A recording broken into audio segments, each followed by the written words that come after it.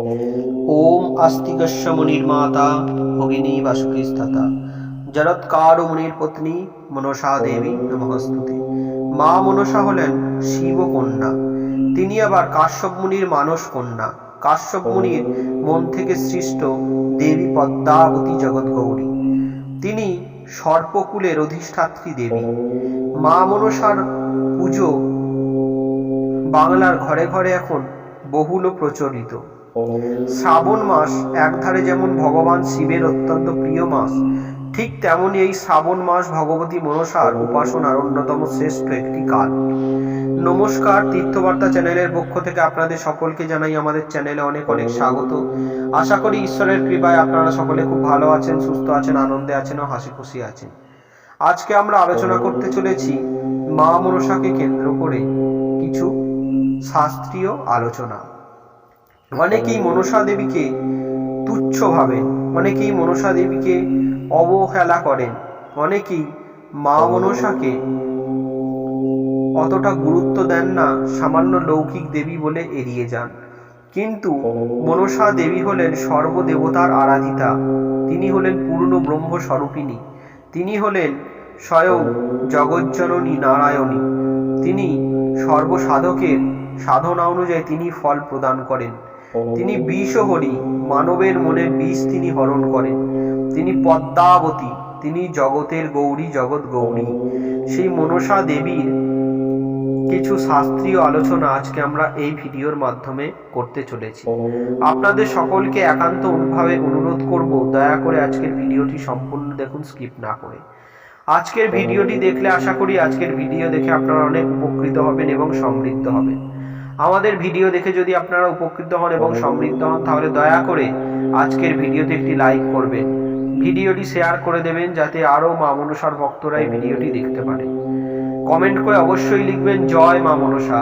মনসা দেবী সম্বন্ধে কিছু জানতে হলে বা মনসা দেবী সম্বন্ধে যদি কোনো আপনাদের প্রশ্ন থাকে, অবশ্যই কমেন্ট করে আমাদের জানাবেন। আমরা যথাসাধ্য উত্তর দেওয়ার চেষ্টা করব।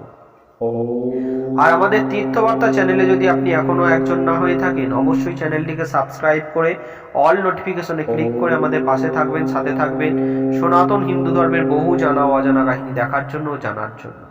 তাহলে চলুন আজকের আলোচনা আমরা শুরু করি। মা মনসা পদ্মাবতীর চরণে প্রণাম জানিয়ে দেবী মনসার আলোচনা আজকে শুরু করা যাক।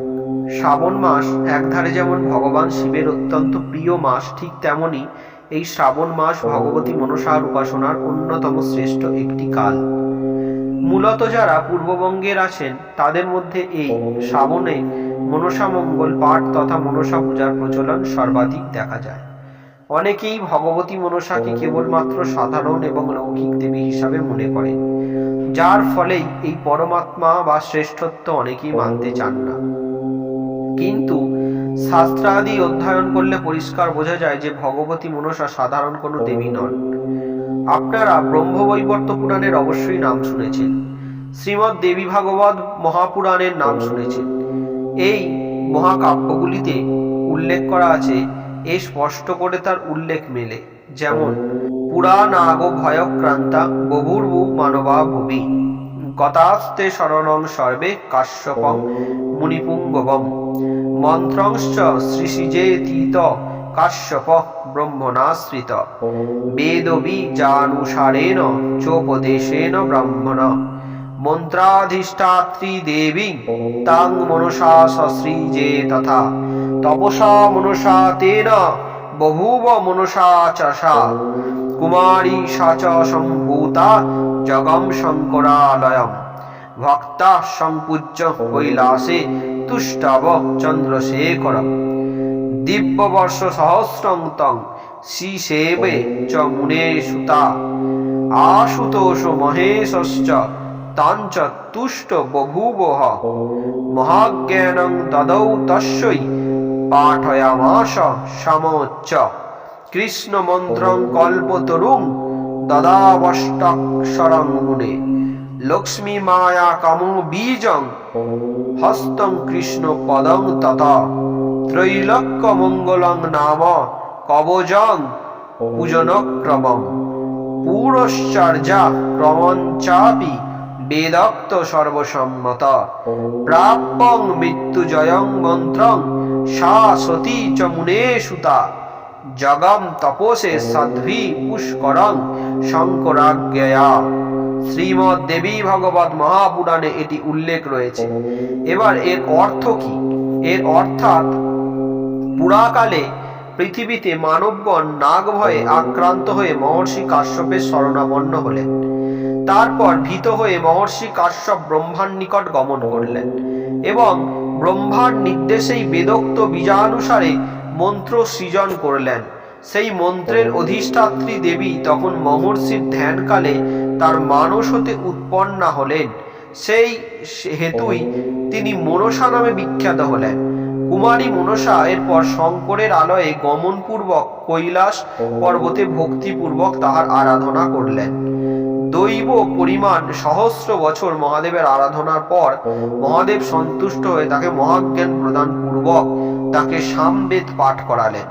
তারপর মহেশ্বর তাকে কল্পতরু সম অষ্টাক্ষর কৃষ্ণ মন্ত্র প্রদান করলেন।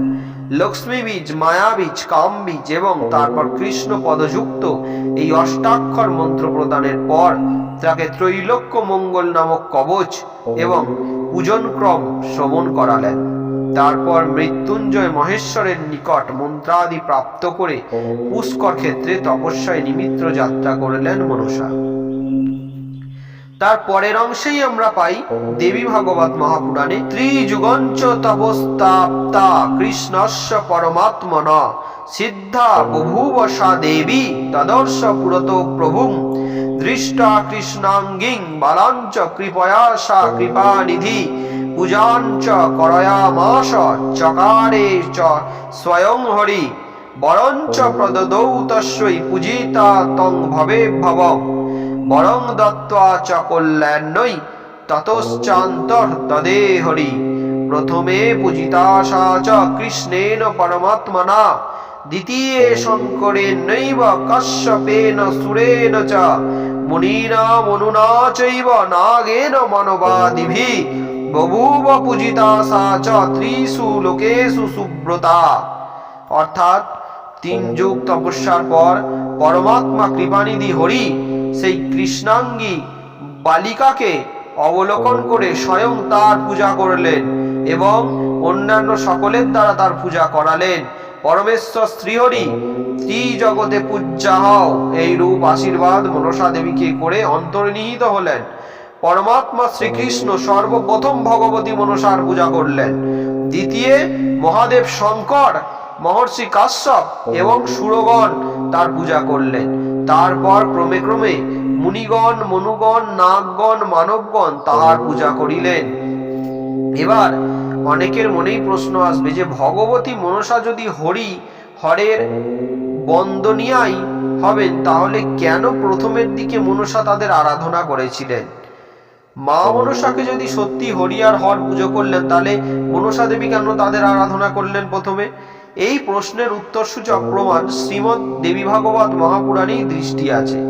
যথা বিষ্ণু রূপা বিষ্ণু ভক্তি বিষ্ণু পূজা পরায়ণা তপস্বরূপা তপসাং ফলদাত্রী তপস্বিনী দিব্যং ত্রিলক্ষ বর্ষঞ্চ তপ্তস্তপ্তা হরে তপস্বিনী পূজা চ তপস্বীষু চ ভারতে সর্বমন্ত্রাধিদেবী চ জ্বলন্তি ব্রহ্মতেজসা ব্রহ্মস্বরূপা চ পরমা ব্রহ্মা ভাবন তৎপরা। অর্থাৎ মনসা স্বয়ং বিষ্ণু স্বরূপা, তিনি বিষ্ণু ভক্তি পরায়ণা তথা বিষ্ণু পূজা পরায়ণা, তিনি তপস্যা রূপা এবং তিনি যাবতীয় তপস্যার ফল প্রদান করেন এবং তিনি স্বয়ং তপস্বিনী রূপা। তিনি দিব্য 3 লক্ষ বর্ষ শ্রীহরির তপস্যা করার ফলে ভারতবর্ষের তপস্বীগণের মধ্যে পূজনীয়া। মনসা দেবী নিখিল মন্ত্রের অধিষ্ঠাত্রী দেবী এবং সর্বদা ব্রহ্মতেজে প্রজ্বলিত হয়ে অবস্থান করেন তিনি। ভগবতী মনসা স্বয়ং পরম ব্রহ্মস্বরূপিণী তথা স্বয়ং ব্রহ্মের ভাবনাতে তৎপরা। ভগবতী মনসা নিজে স্বয়ং পরাৎপর পূর্ণ ব্রহ্মস্বরূপিণী আদি পরাশক্তিরই মূর্তিভেদ। তিনি স্বয়ং কুলকুণ্ডলিনী স্বরূপা। তাই তিনি স্বয়ং ব্রহ্মস্বরূপা এবং সর্বদা ব্রহ্ম তেজে প্রজ্বলিতা পরম জ্যোতিস্বরূপা। কেবলমাত্র লীলা সম্পাদনের হেতুই তিনি হরিভক্তি পরায়ণা এবং মহেশ্বরের শিষ্য স্বরূপা নিজের আত্মপ্রকাশ করেছেন। এবং পরিশেষে দেবীর আসল সত্তা প্রকাশিত হলে তার পূর্বে আরাধ্যগণ যথা মহেশ্বর এবং শ্রীহরি, ইন্দ্রাদি দেবগণ ও মুনিগণ সহ তার পূজা করছেন সহস্তে। মনসা মঙ্গল অনুসারে দেখলে ভগবান শিবের মানস কন্যা ভগবতী মনসা এবং শিবজয়া চণ্ডিকা তার বিমাতা। কিন্তু এই পিতা ও পুত্রী ও বিমাতার বাহ্যিক সম্পর্ক কেবলমাত্র মহামায়ার মায়ারূপী লীলা, ভিন্ন আর কিছুই নয়। কখনো তিনি শিবানুজা ব্রহ্মাণী সরস্বতী, কখনো শিবজয়া পার্বতী, আবার কখনো শিবাত্মজা মনসা। কিন্তু পূর্ণাবস্থায় এনারা সকলেই সেই অচিন্তনীয়া তথা বেদাদি শাস্ত্রে প্রতিপাদিতা ব্রহ্মস্বরূপিণী আদি পরাশক্তির স্বরূপ, যার নিকট ত্রিদেব পর্যন্ত নত মস্তক হয়ে প্রেত রূপে অবস্থান করেন। এবং সেই কারণেই আমরা দেখি ভগবতী লক্ষ্মী, সরস্বতী এনারা প্রথম অবস্থায় ধরম শ্রীকৃষ্ণের হতে উৎপন্ন হলেও স্বয়ং কৃষ্ণ কর্তৃকই সর্বদা পূজিত হন। আবার মধুকৈটবের সংহারকালে প্রজাপতি ব্রহ্মাস্তবে সন্তুষ্টা হরির নেত্র তথা অঙ্গ প্রত্যঙ্গ হতে নির্গতা যোগ নিদ্রা মহামায়া মহাকালীরই অধীন স্বয়ং ভগবান বিষ্ণু। শ্রীমদ্ দেবী ভাগবত মহাপুরাণে আমরা আরো পাই, পঞ্চমাং মনসাধ্যায়ান দেবৈ দদাশ্চর্য বলিম ধনবান পুত্র বনাংশ্চৈব কীর্তিমান স্বভাবের ধ্রুবম। অর্থাৎ পঞ্চমীতে যে ব্যক্তি মনসা দেবীকে ধ্যান পূর্বক তাহার উদ্দেশ্যে বলি প্রদান করে, সেই ব্যক্তি ধনবান, পুত্রবান ও কীর্তিবান হয়। জয় মা মনসা, জয় বিশ্বহরি, জয় জগৎগৌরী। মা মনসা কখনোই কোনো লৌকিক দেবী নন। মনসা দেবী হলেন সম্পূর্ণ শাস্ত্রজ্ঞ দেবী, এবং যে দেবীকে স্বয়ং ব্রহ্মা বিষ্ণু মহেশ্বর পর্যন্ত ধ্যানে পান না। এই মা মনসা, এই মনসা দেবীর সম্বন্ধে আলোচনা করার আমরা কে? আমরা তো সামান্য তুচ্ছ নিমিত্ত মাত্র। তাই যতটুকু আমরা চেষ্টা করলাম মা মনসার পদ্মাবতী জগৎগৌরীর আমরা মাহাত্ম্য তুলে ধরার চেষ্টা করলাম শাস্ত্রীয় আলোচনা করে। এর মধ্যে কোনো বানানো গাল গল্প নেই, এর মধ্যে কোনো গাঁজাগুড়ি কথা নেই। যা বলা হয়েছে এই ভিডিওর মধ্যে সমস্ত কিন্তু যথার্থ শাস্ত্রীয় প্রমাণ রয়েছে। সেই শাস্ত্রীয় প্রমাণ অনুসারে আমরা মা মনসার সমস্ত কিছু বর্ণনা এই ভিডিওর মাধ্যমে আমরা তুলে ধরার চেষ্টা করেছি। এর মধ্যে কেউ যদি আমাদের কোনো প্রশ্ন করবেন মনে করেন, অবশ্যই আমাদের কমেন্ট বক্সে এসে প্রশ্নটি করতে পারেন। আর আজকের আলোচনা আমরা এখানেই শেষ করছি। আবার দেখা হবে পরবর্তী কোনো সনাতন হিন্দু ধর্মের জানা ও অজানা কাহিনী নিয়ে। আশা করি আজকের আলোচনা আপনাদের সকলের খুব ভালো লেগেছে। নমস্কার, হরে কৃষ্ণ, জয় মা মনসা, জয় পদ্মাবতী।